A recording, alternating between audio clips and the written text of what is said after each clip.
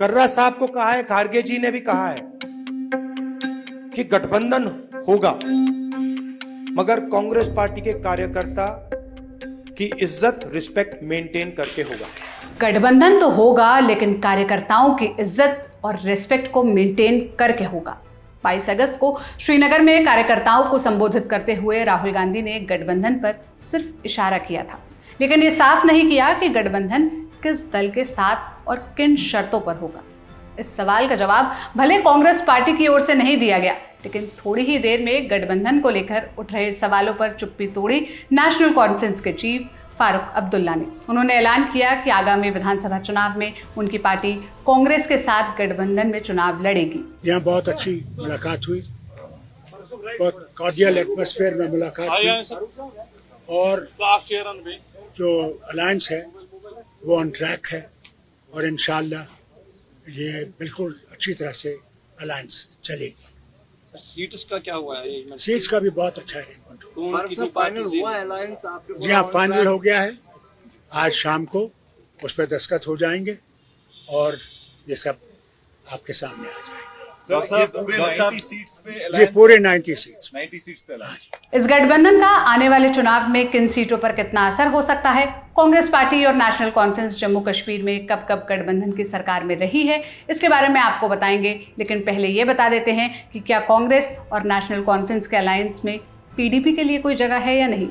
ये सवाल जो 22 अगस्त को फारूक अब्दुल्ला से पूछा गया तो उन्होंने क्या कहा, आप पहले वो सुनिए। पीडीपी की कोई जगह है इस अलायंस में, प्री या post pole? We do not know. Let us first go through the poll, then we will look into these things. Sir आप बोल No doors are closed for anybody. Sir आप बोले रेस्टोरेशन ऑफ 335A पे national conference जो है कानूनी आपने लड़ाई हमारा जारी रखेगी, अब कांग्रेस इसमें मुझे ये आपके साथ बताइए है? साहब, आपके सामने हमारा मैनिफेस्टो है, उसके बाद भी फिर ये सर सवाल वही पूछते हैं। पूछ रहा हूँ, कांग्रेस इसमें आपके साथ है? सुनिए साहब, ये सवाल आप कांग्रेस से पूछिए, हमारा ये है और फर्स्ट ऑब्जेक्टिव हमारा ये है। जम्मू कश्मीर में 10 साल बाद चुनाव हो रहे हैं। इससे पहले 2014 में विधानसभा चुनाव हुए थे। अनुच्छेद 370 निष्प्रभावी होने के बाद ये पहला चुनाव है। इस लिहाज से भी जम्मू कश्मीर का चुनाव काफी अहम हो गया है। यही वजह है कि 16 अगस्त को जम्मू कश्मीर और हरियाणा के लिए चुनाव तारीखों का ऐलान होने के बाद राहुल गांधी पार्टी अध्यक्ष मल्लिकार्जुन खड़गे के साथ सबसे पहले जम्मू कश्मीर आए और सबसे पहले गठबंधन का ऐलान भी यही हुआ। राहुल गांधी ने भी खुद ये बात कार्यकर्ताओं के सामने मानी और कहा कि जब अलग अलग राज्यों में चुनाव की घोषणा हुई तो मैंने खड़गे जी से मुलाकात की, फिर हमने तय किया कि हमें सबसे पहले जम्मू कश्मीर जाना चाहिए। अलग अलग स्टेट्स में चुनाव हो रहे हैं। जैसे ही हमें पता लगा कि चुनाव होने वाले हैं तो खारगे जी और मैं मिले और हमने तय किया, दोनों ने तय किया कि हमें सबसे पहले यहां जम्मू और कश्मीर आना चाहिए। 2022 में जब राहुल गांधी ने भारत जोड़ो यात्रा की शुरुआत की थी तो उसके पहले चरण का समापन भी उन्होंने श्रीनगर में किया था। राहुल गांधी बीते कुछ सालों में ये बात बार बार दोहरा चुके हैं कि उनका और उनके परिवार का कश्मीर से खून का रिश्ता है। मैं जम्मू और कश्मीर के लोगों से मोहब्बत करता हूं, ये अलग चीज है। तो मेरा आपके साथ दूसरा रिश्ता है। इस बात को मैं हर बार यहां आता हूं, ये मुझे और गहराई से समझ आती है।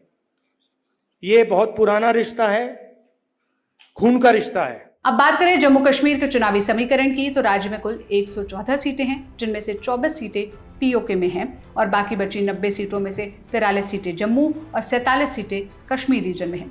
विधानसभा सीटों के लिए 3 चरणों में वोट डाले जाएंगे, जिसके परिणाम 4 अक्टूबर को आएंगे। अगर 2024 के लोकसभा चुनाव की बात करें तो कांग्रेस पार्टी जम्मू कश्मीर में एक भी सीट नहीं जीत पाई थी। इस चुनाव में नेशनल कॉन्फ्रेंस और कांग्रेस ने मिलकर चुनाव लड़ा था। 3 सीटों पर नेशनल कॉन्फ्रेंस ने कैंडिडेट उतारे थे, जबकि 2 सीटें कांग्रेस को मिली थी। नेशनल कॉन्फ्रेंस को 2 सीटें जीतने में वो कामयाब हुई, सफल रही, लेकिन कांग्रेस पार्टी अपनी दोनों सीटें हार गई। वहीं बीजेपी के खाते में 2 सीटें और निर्दलीय के खाते में 1 सीट आई थी।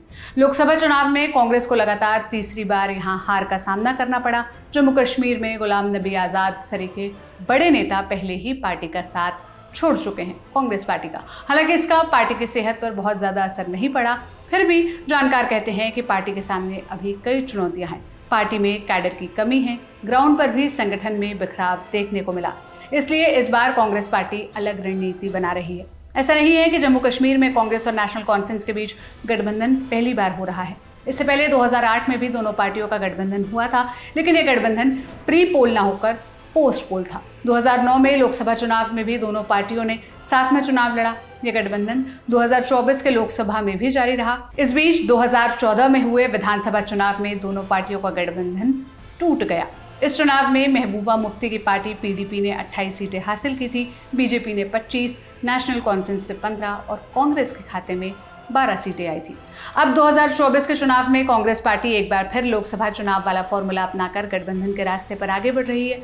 अब देखना होगा कि आने वाले दिनों में क्या महबूबा मुफ्ती इस गठबंधन का हिस्सा बनती हैं या नहीं, क्योंकि डीडीसी के चुनाव में गुपकार अलायंस के तले तीनों ही पार्टियों ने 7 चुनाव लड़ा था, लेकिन लोकसभा के चुनाव में राहें अलग हो गई और अब भी साथ आने की सुगबुगाहट नहीं है।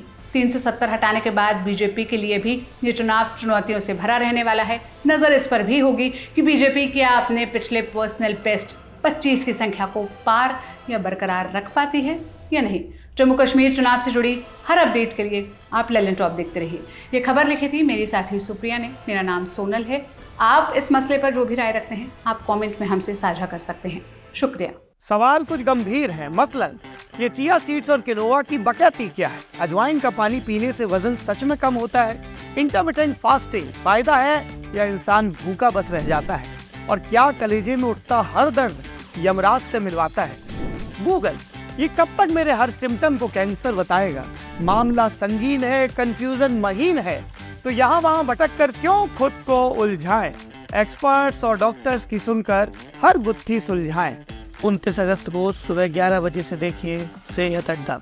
अगर आप भी बनना चाहते हैं सेहत अड्डा का हिस्सा, तो डिस्क्रिप्शन पर दिए लिंक या वेबसाइट पर बने बैनर पर करिए क्लिक। और हाँ, रहिए सेहतमंद। सेंसोडेंट के प्रेजेंस सेहत अड्डा, co-powered by USV, your reliable healthcare partner, and Dr. Basu Eye Hospital.